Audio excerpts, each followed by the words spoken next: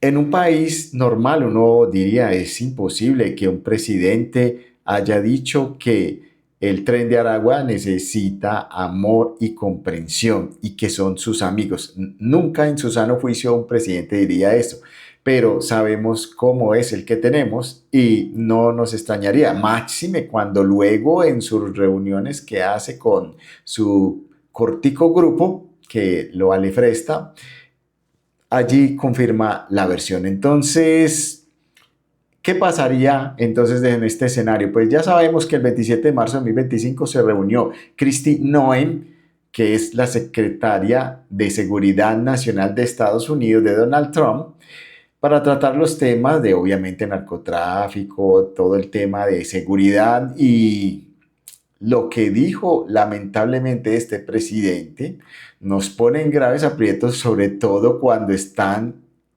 imponiéndose todo tipo de aranceles contra quien no está alineado con las políticas de Estados Unidos, en especial, pues como sabemos, de su presidente Donald Trump. Lo más grave es que estamos cerca de una certificación, más bien de una descertificación, y gracias a esto, pues nada raro sería. Además que es muy posible que vengan unos aranceles retaliatorios y mucho cuidado con eso. Vamos a escuchar esa entrevista de Kristi Noem.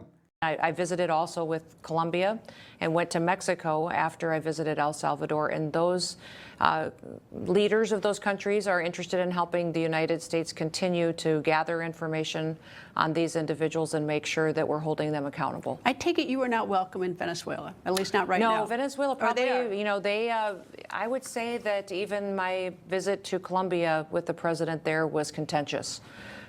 It was a contentious discussion, but these meetings were set to be about a half hour long. The one in Colombia was probably an hour and a half.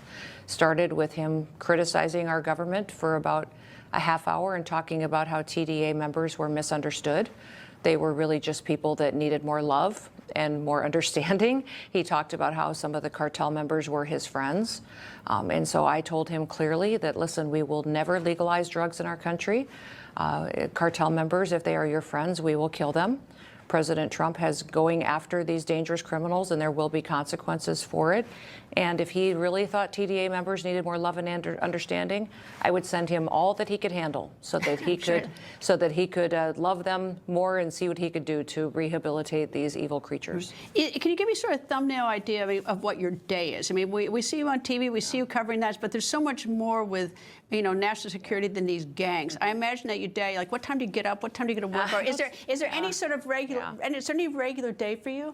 I usually wake around 4 or 5 a.m. I like to get up and work for a couple hours and then go exercise a little before I head to the office. But we've been traveling a lot because I believe you don't really know the truth of what you're dealing with unless you're out on the front lines talking to the people who are doing the work. But it's not just gangs. No. I mean, your homeland security is like everything. I always talk to you. The one that scares me the most is viruses. I mean, I take it that you're worried about our ports. I mean, we see a lot of you with gangs and everything, but that I assume is just one little tiny piece. Well, of I the always job. tell people that I'm never worried and I'm never scared. That when you say that out loud, it gives an acknowledgement to something that I just don't get the privilege of having. We do work and we deal with bad people, and we have to go out there and address what we need to do to keep the homeland safe. So the entities that I have are intelligence communities and assets. I have all the law enforcement training in the country we do and have jurisdiction over. ICE, HSI, we have Border Patrol, Customs. We collect all the tariffs in this country. That's been a big discussion as well. And we have FEMA, TSA. So a lot of security, but also I think that my days are ones that are filled with things that matter. Last question, what time's the day end? It depends. I'm not all that entertaining after 8 or 9 p.m., but most of my days don't end until 11, 12. Do you get calls in the middle of the night? I do. Yes. I bet you do. I do. I have the National Operations Center, so anything bad that happens in this country, I get a notification immediately, and it's amazing to me the amount of bad weather, floods, terrorist bomb threats. I get every one of those notifications, and it's sad because it's dozens and dozens a day. That's even, I mean,